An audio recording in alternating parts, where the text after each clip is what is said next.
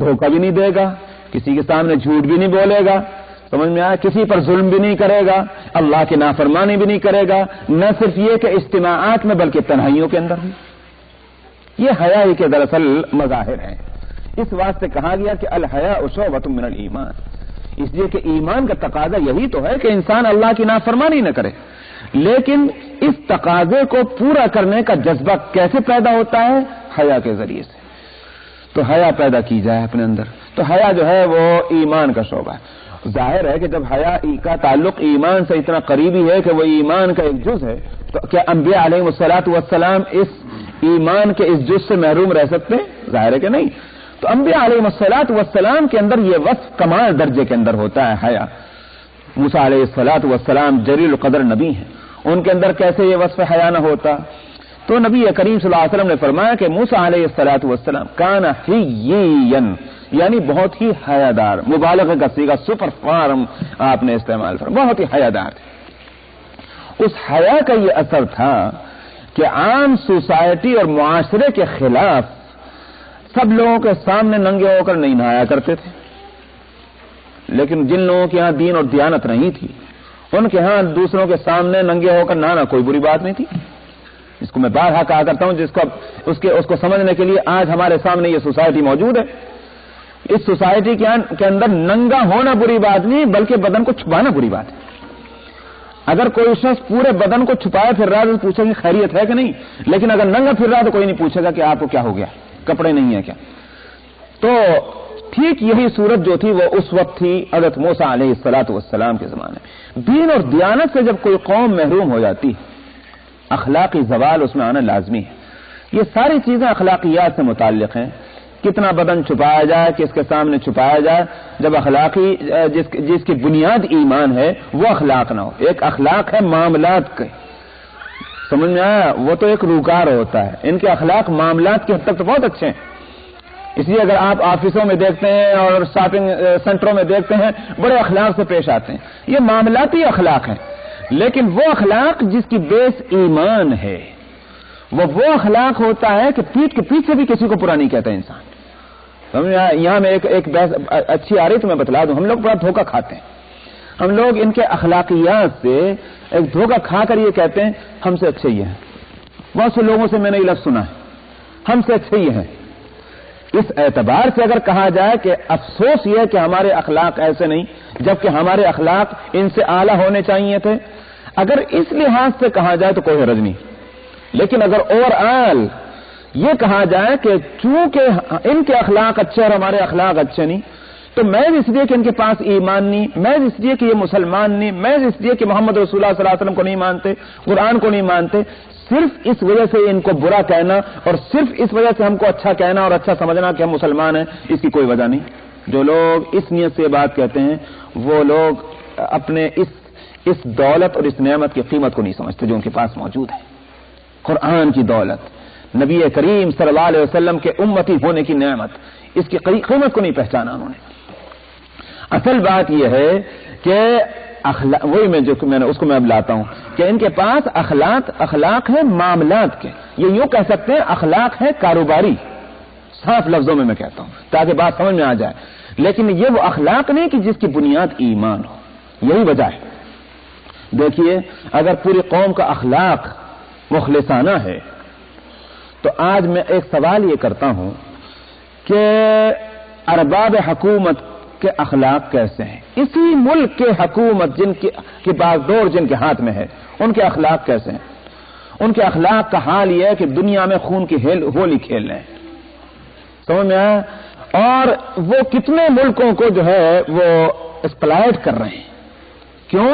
صرف اپنے مفاد کے واسطے۔ ان کو اللہ نے طاقت دی، قوت دی، بلا شبہ وہ ان کی محنتوں کے نتیجے میں ملی، جو بھی آپ کہیں میں اس بحث میں نہیں جاتا۔ اس طاقت کا استعمال دنیا کے اندر کیا صحیح کر رہے ہیں یا غلط کر رہے ہیں؟ اسی سوال کے اندر جو جواب ہے اسی سے یہ بات سمجھی جائے گی کہ ان کا اخلاق کی بنیاد کیا ہے۔ اگر آپ یہ کہتے ہیں کہ ساری دنیا کو ایکسپلائٹ کر رہے ہیں، ساری دنیا میں ظلم کی ہوائیں ان کی وجہ سے چل رہی ہیں، صرف اپنے عیش کے واسطے دنیا کو مصیبت میں انہوں نے ڈالا ہوا ہے، اگر اس کے سوا کوئی دوسری بات آپ نہیں کہیں گے تو تو پھر سوال یہ ہے کہ یہ ارباب حکومت نمائندے کس کے ہیں؟ ظاہر ہے کہ اسی قوم کے. کیا یہ قوم اپنے ارباب حکومت کی ان حرکتوں سے واقف نہیں ہے؟ کیا یہ کہیں گے آپ؟ نہیں. اگر عوام نہیں واقف ہے کم سے کم خواص سے واقف ہیں. خواص واقف ہیں کہ ہمارے اس ملک کے ارباب حکومت دنیا میں کیا کچھ کر رہے ہیں، مگر اس کے باوجود ان کو گوارا کیے ہوئے ہیں، اس کے باوجود ان کی تائید کرتے ہیں، اس کے باوجود انہی کو ووٹ دیتے ہیں. سمجھ میں آیا؟ اور ان کی انہی پالیسیوں کو سراہتے ہیں کہ جو پالیسیاں ظلم پر مبنی ہیں، ظلم کی ترجمانی کرنے والی ہیں.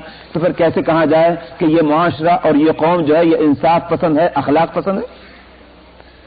اس کے سوا اور کیا ہے؟ ایک دکاندار کا اخلاق اس لیے ہوتا ہے تاکہ گاہک اس کی دکان میں آیا کریں. اس کو کون با اخلاق کہے گا؟ وہ کاروباری اخلاق ہے. تو ٹھیک اسی طرح سے ان کا اخلاق جو ہے ان کے معاملات کی خوبی کے واسطے، تاکہ ان کی زندگیاں عیش کے ساتھ گزر جائیں، خیر و خوبی کے ساتھ گزر جائیں. لیکن وہ ایمان، وہ اخلاق جس کی بنیاد ایمان ہوتی ہے، بلا شبہ آج ہم اس سے محروم ہیں، بلا شبہ، اس سے کوئی انکار نہیں. لیکن یہاں سوال یہ ہے کہ اس قوم کے پاس جو اخلاق ہے وہ کاروباری ہے، ایمانی نہیں. ہمارے اندر اگر یہ اخلاق آئے گا تو یقینی طور پر وہ اخلاق آئے گا جس کی بیس پہلے سے موجود ہے، وہ ایمان. حضرات صحابہ رضی اللہ عنہم، اولیاء اللہ، اور اولیاء اللہ کا جب لفظ میں بولتا ہوں تو ہمارے ذہنوں کے اندر ایک بات آتی ہے، میں اس کو بھی کھرچ دینا چاہتا ہوں. اور جب ہم اولیاء اللہ کا لفظ بولتے ہیں تو ہم یہ سمجھ لیتے ہیں کہ جیسے صحابہ کا دور گزر گیا، اولیاء اللہ کا بھی دور گزر گیا. چونکہ آج صحابی کوئی نہیں ہے، لہذا ولی اللہ بھی کوئی نہیں ہے. یہ ذہنوں سے اس بات کو بالکل نکال دیجئے. اولیاء اللہ کا وجود قیامت تک رہے گا، یہ وعدہ قرآنی ہے. سمجھا نہیں؟ وعدہ قرآنی ہے. کیوں؟ اس لیے کہ قرآن پاک میں فرمایا یا ایھا الذین آمنوا اتقوا اللہ وکونوا مع الصادقین. اے ایمان والو، اللہ سے ڈرتے رہو اور سچے لوگوں کے ساتھ ہو. سچے لوگ سے مراد قرآن کی زبان میں محض کاروبار کے سچے نہیں، کاروباری، بلکہ حقیقی سچے جو لوگ ہیں، قول کے سچے، عقیدے کے سچے، عمل کے سچے، معاملات کے سچے، اخلاق کے سچے، معاشرت کے سچے، ہر چیز میں جن کے ہاں صدق ہی صدق ہے، وہ ہے صادق. قرآن کی زبان میں وَكُونُوا مَعَ الصَّادِقِينَ، ان لوگوں کے ساتھ رہو. تو قرآن کا ہر حکم قیامت تک کے لیے ہے کہ نہیں؟ جب قیامت تک کے لیے ہے تو خود یہ بات اس کے اندر موجود ہے کہ صادقین کا وجود قیامت تک موجود ہے. اگر صادقین کا وجود اللہ کے علم میں قیامت تک کے لیے نہ ہوتا تو لوگوں کو کیوں حکم دیتے اللہ میاں صادقین کے ساتھ ہو؟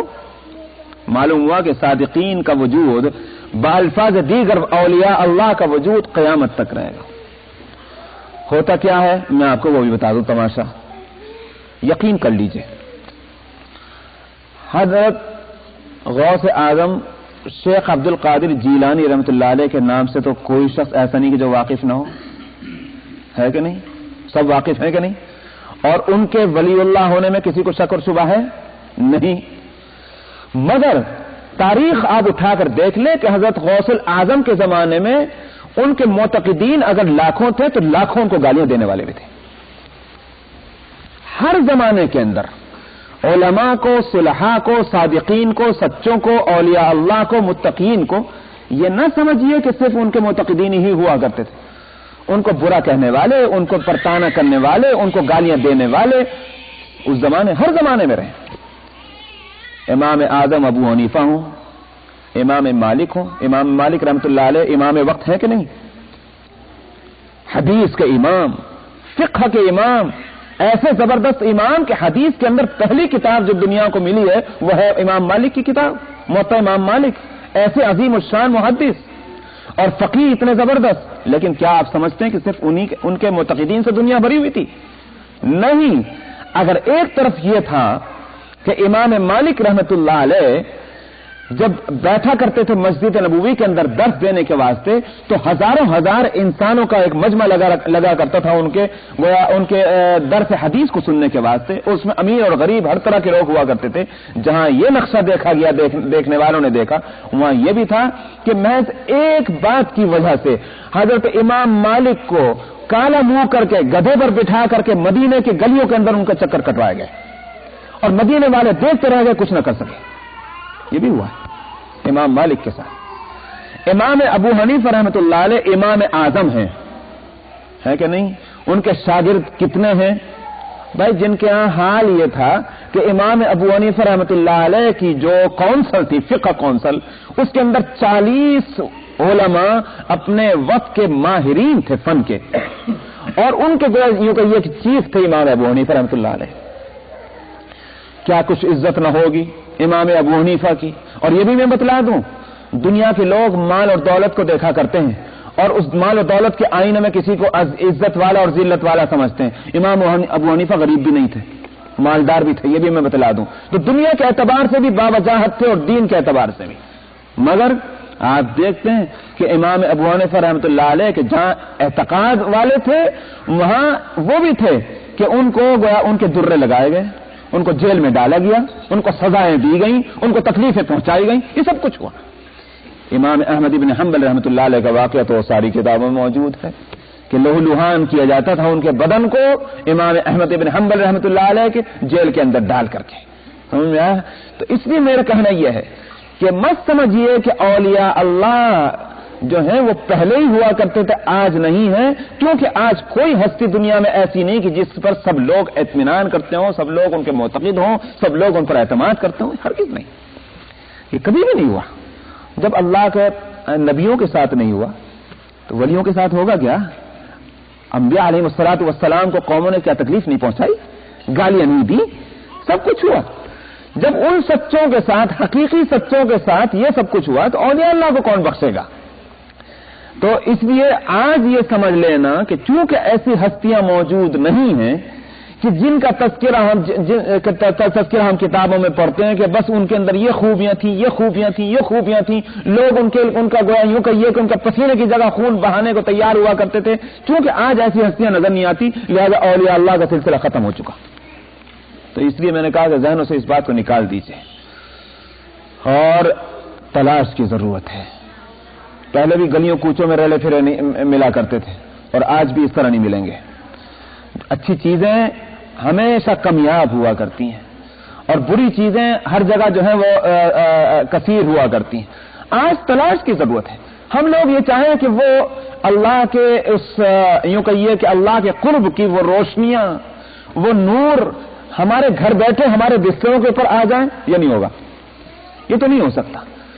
آپ کو اپنے گھروں سے چلنا پڑے گا، نکلنا پڑے گا، تلاش کرنا پڑے گا، سرگردانی کرنی پڑے گی، اور تب کہیں جا کر کئی سال کی، کئی مہینوں کی مشقتوں اور محنتوں کے بعد یقیناً آپ کو مراد ملے گی.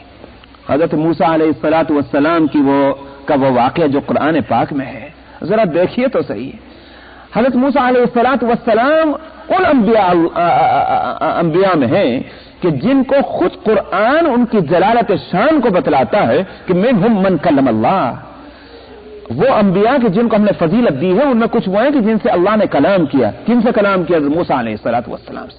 لیکن آپ دیکھتے ہیں کہ حضرت موسیٰ علیہ الصلوۃ والسلام کو جب معلوم ہوا کہ ایک شخصیت ایسی ہے کہ جس کے پاس ایک خاص علم وہ ہے کہ جو میرے پاس نہیں ہے، یعنی حضرت خضر علیہ السلام، تو حضرت خضر علیہ السلام کے بارے میں خواہش پیدا ہوئی، خداوندہ میں دیکھنا چاہتا ہوں ان کو، بتلا دیجیے میں کیسے دیکھوں ان سے، میں کس طرح سے واقف ہوں.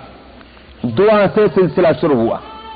پہلی بات تو یہ ہوئی دعا کی، خداوندہ کوئی راستہ بتا دیجیے کہ میں ایسی شخصیت سے ملوں. نبی اللہ تھے، کیا ضرورت تھی ان کو جانے کی، کیا ضرورت تھی ان کو طلب کرنے کی؟ لیکن نہیں، یہ ایک وہ طلب ہے کہ الحکمت ضالۃ المؤمن فمن وجدہا فہو احق بہا. یہ حکمت اور دانائی کی بات جو ہے یہ ایک مومن کے واسطے ایسی ہے جیسے گم شدہ ہو، اس کی گم ہوئی کوئی چیز. میرا یہ بیگ اگر گم ہو جائے کہیں بھی تو میں تلاش کرتا پھروں گا نہیں پھروں گا، یا انہوں نے کہا ٹھیک ہے گم ہو گیا جانے دو، میرے ہاتھ بچا، میں اٹھایا پھرتا تھا لہذا آئندہ میرے ہاتھ خالی جانے دو. نہیں، میں اس کو تلاش کروں گا اور اگر مجھے کہیں کونے گوشے میں مجھے پڑا نظر آئے گا دوڑ کر میں اٹھاؤں گا، اس لیے کہ میرا حق. تو فرمایا کہ الحکمت ضالۃ المؤمن فمن وجدہا هو احق بها، کہ جہاں بھی اس کو پائے گا اس کا حقدار مومن ہے. انبیاء علیہ الصلوۃ والسلام سے بڑھ کر کون مومن ہوگا؟ اس لیے حکمت کے وہی سب سے زیادہ حقدار ہے. جیسے معلوم ہوا کہ حضرت خضر علیہ السلام کو اللہ نے خاص علم دے رکھا جو میرے پاس نہیں، طلب پیدا ہوئی کہ کہاں میں اس کو دیکھوں. تو دعا کی، فرمایا کہ چلو، پتہ نشان بتلایا گیا کہ تم چلو گے سمندر کنارے کنارے کنارے کنارے چلتے رہو گے چلتے رہو گے چلتے رہو گے، اور تمہارے ٹفن کیریئر سے اور ناشدان سے مچھلی جہاں غائب ہوئی سمجھ لو کہ وہیں ہوں گے وہ. یہ صاحب یہ پتہ نشان بتایا گیا. اب موسیٰ علیہ الصلوۃ والسلام نے مچھلی لی اور اپنے خادم خاص جو تھے یوشع ابن نون ان کو ساتھ لیے اور حضرت خضر علیہ السلام کی تلاش میں چلے. قرآن پاک کے اگر الفاظ کو دیکھا جائے تو وہ اس سے تو یہ بات نہیں معلوم ہوتی کتنے دن لگے ہوں گے، لیکن ظاہر بات ہے کہ یہ تو ہے نہیں کہ صبح کو چلے اور دوپہر تک مل گئے. کئی دن لگے ہیں مشقت والا سفر کرتے کرتے کرتے کرتے، اور آخر یہ ہوا کہ وہ منزل گزر گئی اور موسیٰ علیہ السلام آگے نکل گئے. اب جو وہاں جا کے دیکھا کہ مچھلی تو غائب. ارے میں مچھلی کہاں گئی؟ خادم نے کہا خو میں بھول گیا حضرت آپ کو بتلانا، دراصل فلاں جگہ آپ سو رہے تھے، آرام کر رہے تھے، اور وہاں میں بھی ذرا اٹھا تو دیکھا مچھلی نکل گئی تھی، بس وہ جگہ تھی. انہوں نے کہا بھلے آدمی ہمیں تو اسی جگہ کی تلاش ہے، چل واپس کہاں تھی وہ جگہ. پھر الٹے واپس آئے. ایک دن کا اور ایک رات کا پورا سفر کیا گیا. بھول گئے تھے یوشع بن نون بتلانا. ایک دن اور ایک رات کا پورا الٹا سفر کرنے کے بعد اس جگہ پر واپس آئے تو حضرت خضر علیہ السلام سے ملاقات ہوئی، جس کی پوری تفصیل قرآن پاک میں موجود ہے.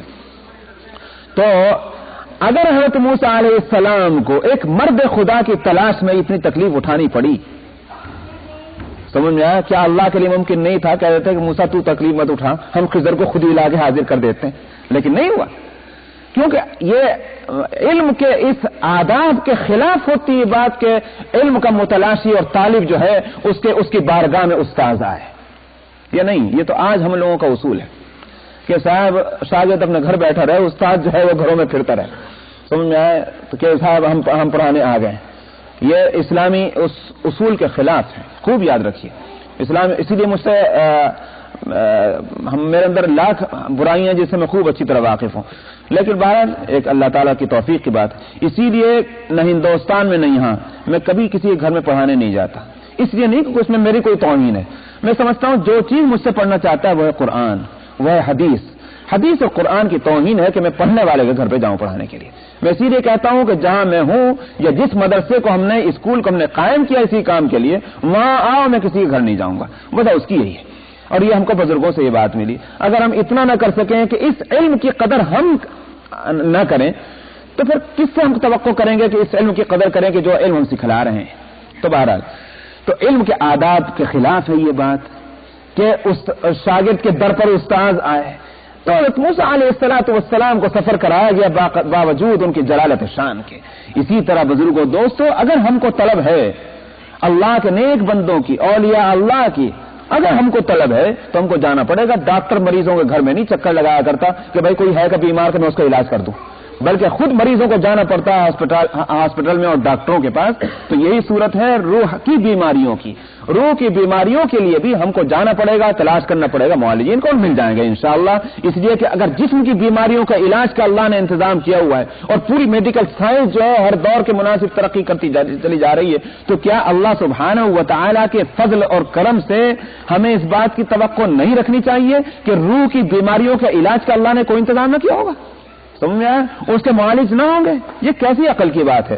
اس لیے بس تلاش کی ضرورت ہے. البتہ تو حضرت موسیٰ علیہ الصلوۃ والسلام کے بارے میں عرض کر رہا تھا کہ جو بخاری شریف کے اندر واقعہ وہ یہ کہ حضرت موسیٰ علیہ السلام بڑے حیادار، اور اسی واسطے جب نہایا کرتے تھے، غسل کرتے تھے حضرت موسیٰ علیہ السلام، تو اس کا اہتمام کرتے تھے کہ لوگ سامنے نہ ہوں اور ان کا بدن جو ہے دوسرے لوگ نہ دیکھ سکیں، چونکہ یہ رواج کے خلاف تھا، اس وقت کے عادتوں کے خلاف تھا. لوگوں نے کیا سمجھا؟ لوگوں نے سیدھی بات سمجھنے کی بجائے الٹی بات سمجھی. جیسے میں نے کہا نا کہ آج کل کیا ہوتا ہے، اگر کوئی ننگا نہ پھرے تو کہیں گے بھائی خیریت ہے کہ نہیں. ٹھیک وہی صورت اس وقت تھی. کہنے لگا ہو یہ موسیٰ جو ہیں، یہ جو تنہائیوں میں جا کے نہاتے ہیں، ہو نہ ہو ان کے بدن کے اندر کوئی عیب ہے، یا تو کوئی برس جو ہوتا ہے نا، وہ جو داغ ہوتے ہیں سفید، یا تو کہیں ان کے بدن کے اندر برس کے داغ ہیں جس کو یہ چھپاتے ہیں، یا پھر ان کے خصیتین جو ہیں وہ بڑھ گئے ہیں، یہ اس کو چھپانا چاہتے ہیں، وہ بھی ایک بیماری ہے. اس لیے یہ تنہائیوں میں نہاتے ہیں. یہ دو باتیں کہیں قوم موسیٰ نے.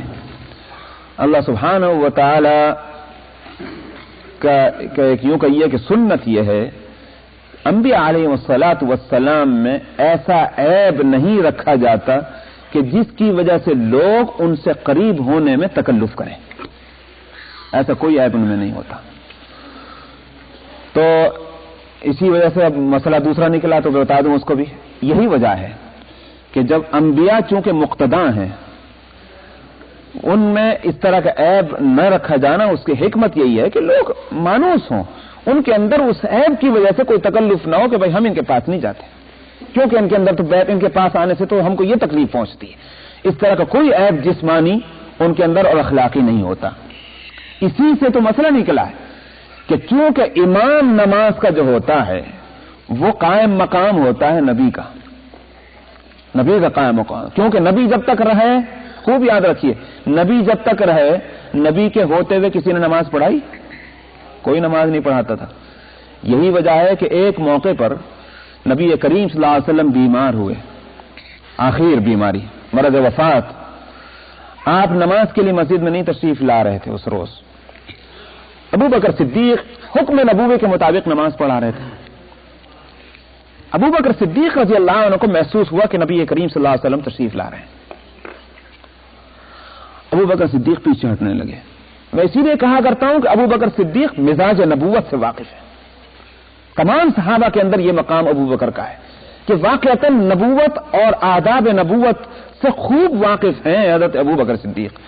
انہوں نے جو محسوس ہوا نماز کے دوران کہ اللہ کے رسول تشریف لا رہے ہیں، بس سمجھ لیا کہ اب میرا موقع یہاں نہیں ہے، اس لیے کہ نبی کے ہوتے ہوئے غیر نبی نہیں پڑھا سکتا۔ یہ بات ابو بکر کو معلوم ہے، اور کسی کو معلوم ہو کہ نہ ہو، لیکن ابو بکر کو معلوم ہے، اس لیے پیچھے ہٹنے لگے۔ نبی کریم صلی اللہ علیہ وسلم نے روک دیا اشارے سے کہ اپنی جگہ رہو۔ یہ اس سے کیا بات سامنے آئی کہ نبی کے ہوتے ہوئے کسی دوسرے کی امامت کا کوئی سوال پیدا نہیں ہوتا۔ اسی لیے جب نبی کریم صلی اللہ علیہ وسلم کا وصال ہوا تو مسئلہ یہ درپیش ہوا کون نماز پڑھائے، جنازے کی نماز۔ ابو بکر صدیق نے کہا کہ نبی کی امامت کون کر سکتا ہے، نبی تو خود امام ہوتا ہے، جب نبی خود امام ہوتا ہے اس کے لیے کون امام بنے گا؟ اس لیے ہر شخص آئے اور نمازیں پڑھتے چلے جائیں، جماعت نہیں ہوگی۔ نمبر 2، اور اسی وجہ سے حضرات صحابہ رضی اللہ عنہم نے ابو بکر صدیق رضی اللہ عنہ کے استحقاق خلافت کے تعلق سے کس بات کو کہہ کر کے فتویٰ دیا کہ یہی مستحق ہیں؟ انہوں نے کہا کہ جن کو اللہ کے رسول نے ہمارے دین کا امام بنا دیا، ہمارے دنیا کا امام بھی یہی ہوگا، اس لیے کہ دنیا جو ہے وہ دین کے نیچے، تو ہماری نمازوں کا امام جب یہ بنے ہیں تو ظاہر ہے کہ ہمارے سارے معاملات کے امام یہی ہیں۔ اب سمجھ میں آ گئی کہ یہ امامت کتنی بڑی چیز ہے۔ ابھی تو ہمارے اوپر، ہندوستانیوں کے اوپر اللہ میں پتہ نہیں کیا ہمارا یہ اندر قصور پیدا ہوا کہ ہم نے دنیا میں ہمارے معاشرے کے اندر جو سب سے زیادہ کمزور، سب سے زیادہ ہمارے اعتبار سے نااہل ہو، اسی کو امام صاحب بنا دیتے ہیں۔ سمجھ میں آیا؟ تم سے کوئی کام نہیں ہوتا، نماز ہی پڑھا دیا کرو بس۔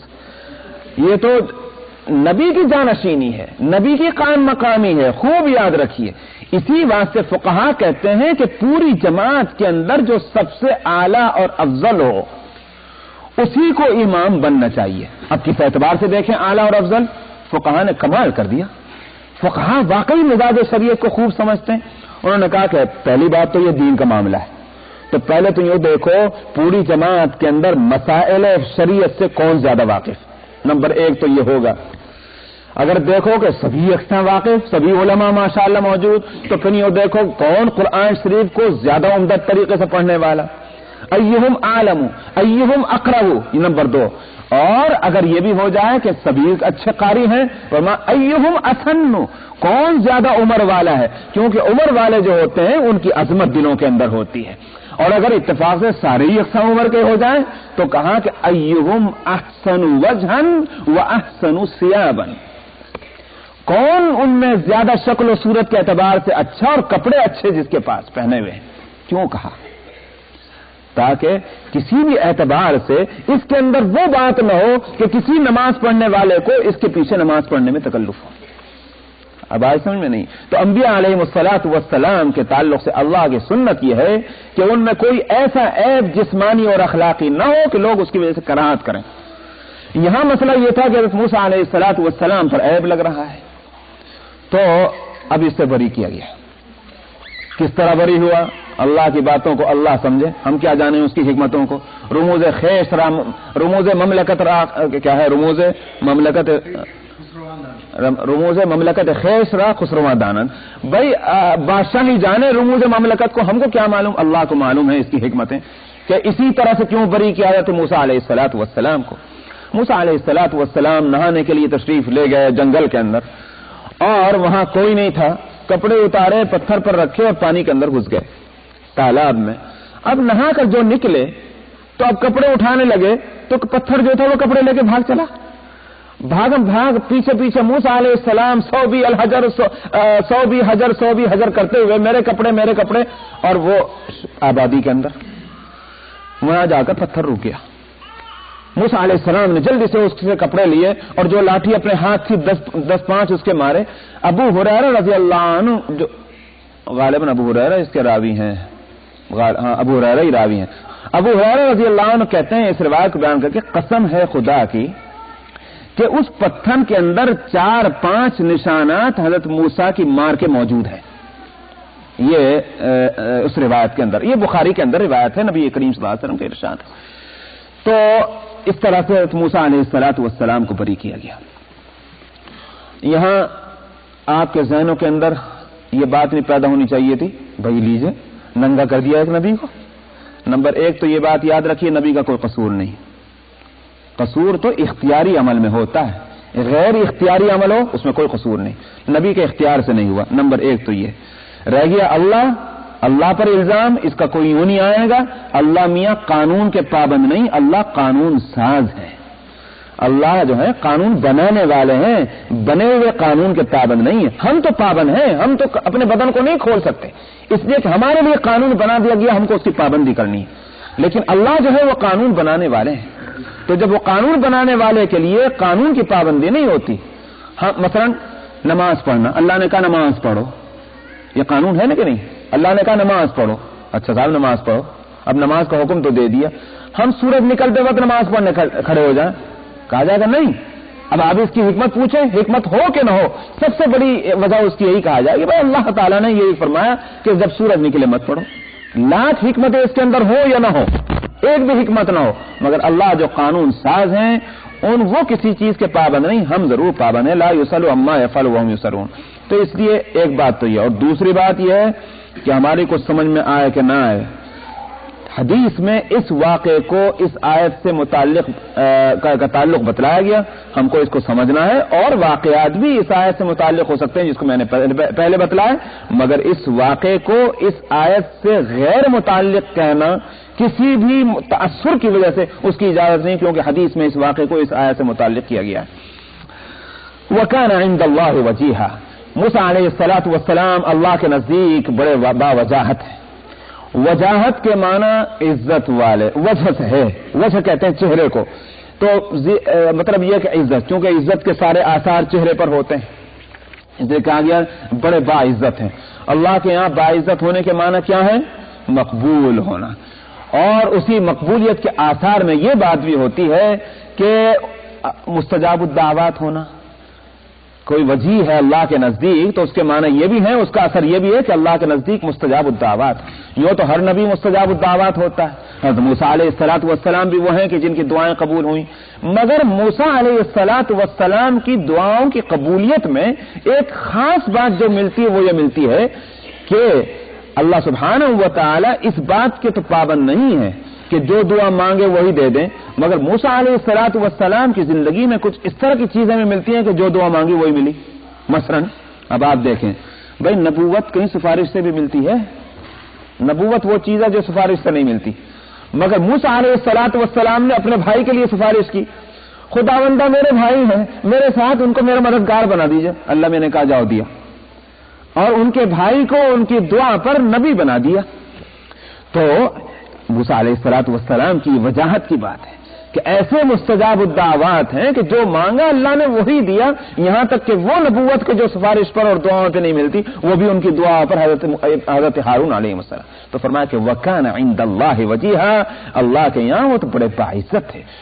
تو اس واسطے ان کے تعلق سے یہ بات کہنا غلط تھا، وہی لوگ خائب و خاسر ہوئے جنہوں نے اس طرح کی باتیں کہی تھی. موسیٰ علیہ السلام کا تو کچھ نہ بگڑا.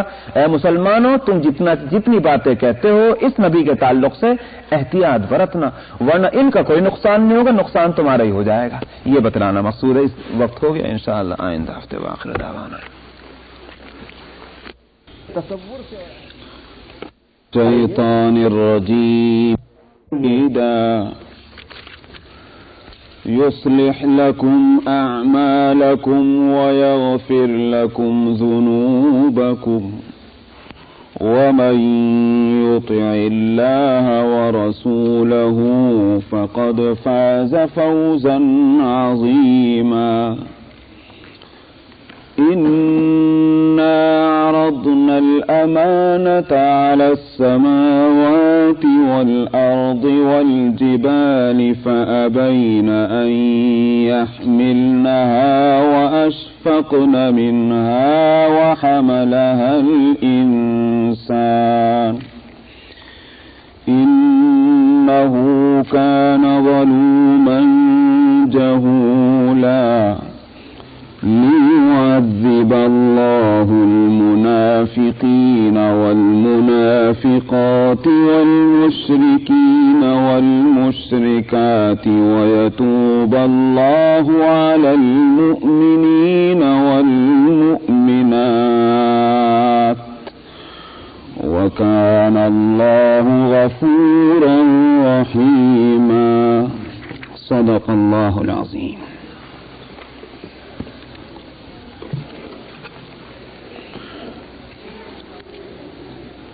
گزشتہ آیت میں مسلمانوں کو ہدایت دی گئی تھی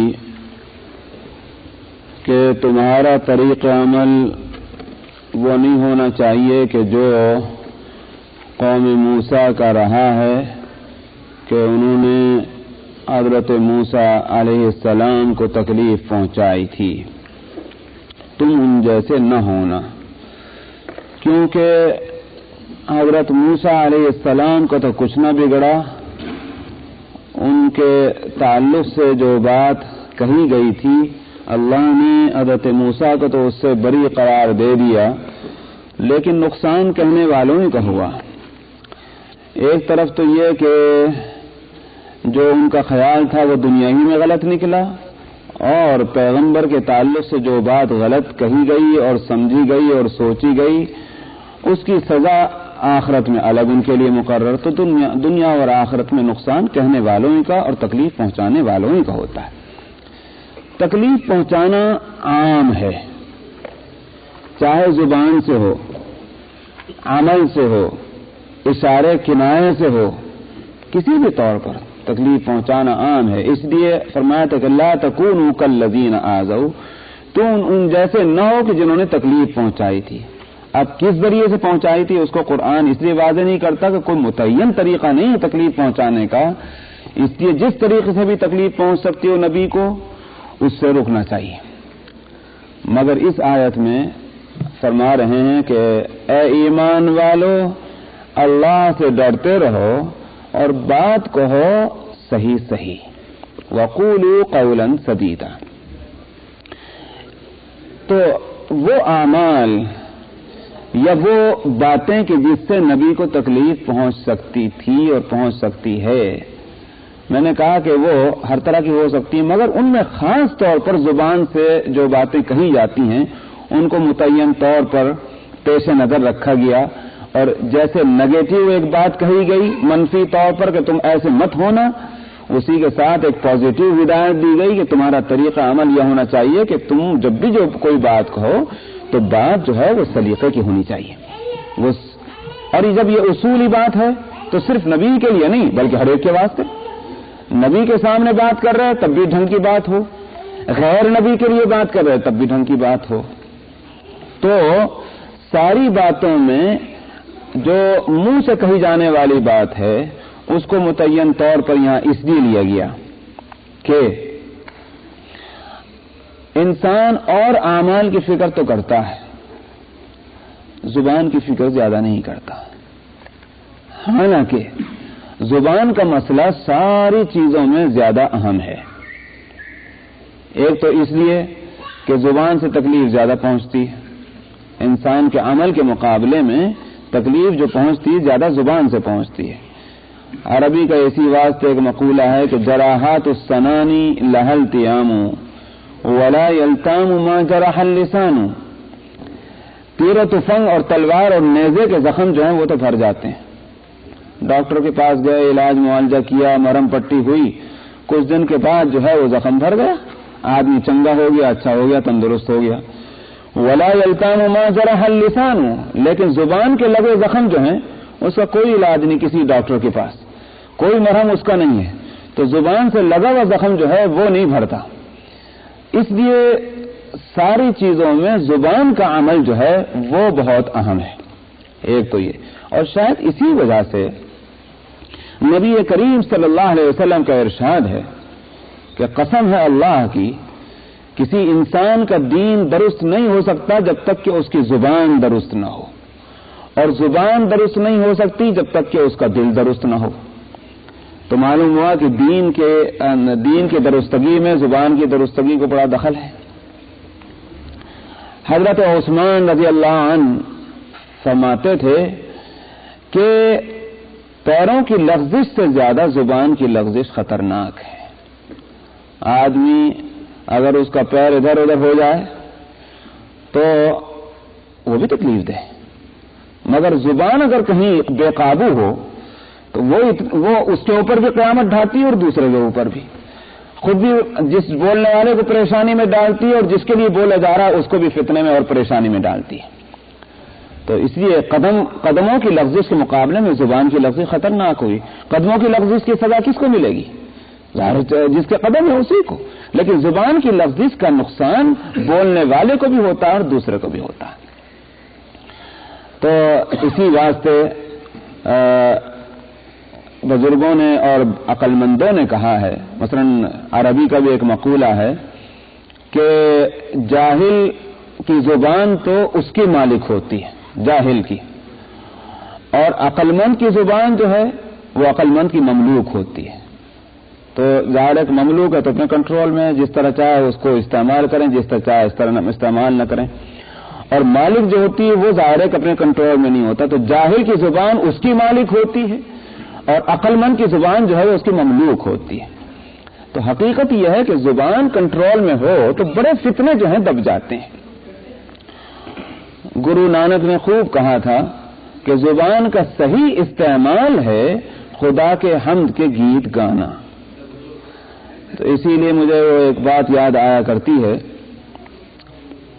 حیدرآباد سکندرآباد میں جو جامع مسجد ہے اس کے ایک زمانے میں خطیب تھے مولانا محمد علی صاحب۔ میں نے تو ان کو نہیں دیکھا اس لیے کہ میں جب کبھی حیدرآباد میرا جب سے جانا شروع ہوا تھا تو اس سے پہلے ان کا انتقال ہو چکا تھا، لیکن جو حضرات یہاں ہیں میں سمجھتا ہوں کہ ان میں اکثر حضرات نے ان کو دیکھا ہوگا، جامع مسجد سکندرآباد کے خطیب تھے، تو اچھے بڑے علماء میں تھے اور بڑے اچھے خطیب تھے۔ تو میں نے کیسٹ ان کا سنا تھا، حضرت مولانا طیب صاحب رحمۃ اللہ علیہ ایک دفعہ حیدرآباد گئے ہوں گے، انہوں نے ان کا انٹروڈکشن کرایا، تو انٹروڈکشن تو بہت جگہ سننے میں آیا اور سنتے رہتے ہیں ہم بھی اور آپ بھی کہ وہ اس میں اچھی خاصی شاعری ہوتی ہے، مگر یہ کہ مولانا محمد علی نے مولانا طیب صاحب کا جو انٹروڈکشن کرایا تھا کسی جلسے میں جو حیدرآباد یا سکندرآباد میں ہوا ہوگا، مجھے وہ بہت پسند آیا، اور انہوں نے کہا کہ ان کا نام طیب ہے، نام ہی طیب نہیں مسمى بھی طیب ہے۔ تو بہت اچھی بات کہی، لیکن اس کے ساتھ جو باتیں انہوں نے کہی، انہوں نے کہا کہ یہ مجسم طیب ہیں۔ کیوں؟ اس واسطے کہ ان کے ہاتھ طیب ہیں، کیونکہ ان کی زندگی گزری ہے کتابیں لکھنے میں دین کی۔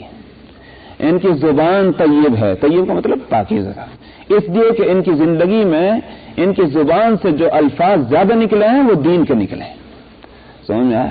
اس طرح کی بات ہے۔ ان کی آنکھیں طیب ہیں کہ ان کا وقت جو گزرتا ہے مطالعہ کتب میں گزرتا ہے، ان کا دماغ طیب ہے کہ دین کے لیے سوچتا ہے، وہ اس طرح کی باتیں انہوں نے کی۔ واقعہ یہ ہے کہ اللہ سبحانہ و تعالی جس کو یہ توفیق دے دیں کہ اس کی زبان کھلے تو دین کے لیے کھلے ورنہ تو خاموش رہے، وہ واقعی وہ بہت ہی نفع میں ہے وہ شخص اس دنیا کے اندر۔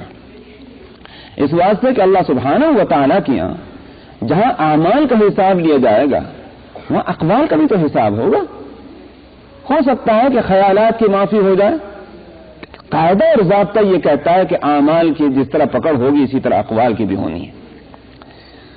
اسی لیے شاید میں نے پہلے بھی بتایا تھا کہ ایک بزرگ کی عیادت کے لیے گئے مزاج پرسی کے لیے. وہ بیمار تھے, وہ کرا رہے تھے انہوں نے کہا پتہ بھی ہے یہ جو ہے یہ بھی ریکارڈ ہو رہی, اس کے بارے میں بھی اللہ کی ہاں تم سے جواب دہی ہوگی تمہاری طرف سے. تو مطلب یہ کہ یہ نہ سمجھنا کہ جو ہے یہ کوئی لفظ نہیں ہے, زبان سے نکلی ہوئی آواز ہے, تو لہذا یہ بھی ایک چیز ہے, یہ بھی ایک حقیقت ہے, یہ بھی ایک عمل ہے. تو ان کی نظر تو بڑی اونچی تھی. تو حقیقت یہ ہے کہ زبان اگر قابو میں آ جائے تو بہت سے مسئلے جو ہیں وہ قابو میں آ جاتے ہیں. اور آج بشمول میں اپنے آپ کو سب سے پہلے شامل کرتا ہوں کہ ان ساری حقیقتوں سے واقف ہونے کے باوجود واقعہ یہ ہے کہ عربی کہاوت والی بات ہے کہ میں اتنا جاہل ہوں کہ زبان جو ہے وہ میری مالک بنی بیٹھی ہے. کاش میں ایسا عقل مند ہوتا کہ زبان میری مملوک ہوتی. تو فتنہ اسی سے اٹھتے ہیں دنیا کے اندر. قرآن شریف میں یہاں اس جگہ فرمایا بڑی, اس لیے میں نے ساری تفصیل اس لیے بتلائی کہ آیت قرآنی کی اہمیت سامنے آ جائے. فرمایا کہ اللہ سے ڈرو اور بات کہو تم سیدھی سچی. سدید کا لفظ استعمال فرمایا, قولاً صادقاً بھی نہیں کہا بلکہ فرمایا سدید. سدید کے اندر ساری چیزیں آ جاتی ہیں. بات سچی بھی ہو, بات سلیقے کی بھی ہو, بات وہ بھی ہو کہ جو دوسرے کے دل کو دکھائے نہیں, بات وہ بھی ہو کہ جو یوں کہیے کہ ایک اسٹینڈرڈ کی ہو, ایک معیار کی ہو, اس کے اندر الفاظ ایسے نہ ہوں کہ جو اس بات کے وزن کو گھٹا دینے والے ہوں بلکہ مناسب قسم کے الفاظ ہوں. یہ ساری چیزیں جو ہیں وہ قول سدید کے اندر آ جاتی ہیں. تو بات کہو سیدھی سچی. تو اگر یہ ہو جائے, اور پھر ایک اور بات بھی بتاؤں میں آپ کو. یہاں اللہ تعالیٰ نے اس ہدایت کو دینے سے پہلے کیا فرمایا, اتقوا اللہ, اللہ سے ڈرو, تقوی اختیار کرو. معلوم ہوا کہ تقوی جو مطلوب ہے ہر مومن کے لیے اور جس کی بڑی اہمیت ہے شریعت اسلامیہ میں اور قرآن کے نزدیک, بلکہ یوں کہیے کہ موضوع قرآنی ہی یہی ہے کہ انسان کے اندر تقوی پیدا ہو. اسی لیے قرآن شریف اپنے مضامین کے اعتبار سے جہاں سے شروع ہو رہا ہے موجودہ ترتیب میں, ظاہر ہے کہ وہ سورہ بقرہ ہے. سورہ فاتحہ کی تو اس لیے کہ میں پہلے بھی بتا چکا ہوں, سورہ فاتحہ کی حیثیت تو ایسی ہے کہ جیسے پروفیس ہوتا ہے کسی کتاب کا, دیباچہ ہوتا ہے کسی کتاب کا, تو وہ تو ایک قسم کا انٹروڈکشن ہے, اجمال ہے پورے قرآن کا. لیکن اصل مضامین جو شروع ہوتے ہیں وہ شروع ہو رہے ہیں سورہ بقرہ سے. سورہ بقرہ میں پہلی بات جو کہی گئی وہ کیا گئی, ذالک الکتاب لا ریب فیہ ھدی للمتقین, یہ متقین کے واسطے ہدایت ہے. تو معلوم ہوا کہ قرآن کے اصل مخاطب, موضوع تو اس کا ہے ہدایت, لیکن اصل مخاطب اس سے کون ہوئے؟ کتاب جو لکھی جاتی ہے, یہ تقریر جو کی جاتی ہے وہ کچھ لوگوں کو پیش نظر اور اپنے ذہن میں رکھ کر کی جاتی ہے نا. کتاب لکھنے والا ایسے ہی نہیں کہ بس وہ ایک لکھے چلے جا رہا ہے, اس کے ذہن میں کچھ متعین لوگ ہوتے ہیں, ان لوگوں کو ذہن میں رکھ کر وہ کتاب لکھتا ہے کہ میں کس کے لیے کتاب لکھ رہا ہوں. بچوں کے لیے جو کتاب لکھنے والا ہوتا ہے, اگر اس کے ذہن میں بچوں کا تصور نہیں ہے تو بچوں کے لیے اس کی کتاب مفید ہو ہی نہیں سکتی. سمجھ میں آیا نہیں؟ مثال کے طور پر وہ بڑوں کے تصور میں بیٹھا ہوا لکھ رہا ہے اور کتاب لکھنا چاہتا ہے بچے کے لیے, کبھی نہیں لکھی جائے گی. اسی طرح سے اگر وہ کوئی کتاب بڑوں کے واسطے لکھنا چاہتا ہے اور بڑوں میں بھی وہ جو اہل علم اور اہل فضل اور اہل کمال ہیں اور تصور میں اس کے بچے ہیں جو الف بیتے پڑھنے والے, ظاہر ہے اس کی کتاب نہیں لکھی جا سکتی. تو کتاب لکھنے والا, مضمون لکھنے والا, تقریر کرنے والا, اس کے سامنے جو ہیں وہ کچھ افراد ہوتے ہیں کہ جو اس کے یوں کہیے کہ اس کی کتاب لکھواتے ہیں اور اس سے تقریر کرواتے ہیں. تو قرآن شریف ایک کتاب ہے اللہ کی طرف سے آئی ہوئی, ایک کلام ہے اللہ سبحانہ و تعالیٰ کا. سوال یہ ہے کس کے لیے لکھی گئی, کس کے لیے یہ کلام مرتب ہوا, کس کے واسطے اس کا نزول ہوا؟ فرمایا کہ للمتقین, متقین کے واسطے, جن کے اندر تقوی کی صلاحیت موجود ہے, جو تقوی کے طلبگار ہیں. تو تقوی کی یہ اہمیت ہے قرآن کی نظر میں کہ نزول قرآن ہی حقیقتاً اس بات کے لیے ہوا ہے کہ لوگوں کے اندر تقوی پیدا ہو. اب سوال یہ ہے کہ تقوی کیسے پیدا ہو؟ ان تقوی کے پیدا کرنے والی چیزوں میں ایک چیز یہ بھی ہے وقولوا قولا سدیدا کہ بات کہو سیدھی سچی. معلوم ہوا کہ زبان کو اگر کنٹرول میں کر لیا اور بات صحیح کرنے لگا اس سے بھی تقوی پیدا ہوگا. قرآن شریف کا عجیب کمال یہ ہے کہ جب کسی چیز کا مطالبہ قرآن میں کیا جائے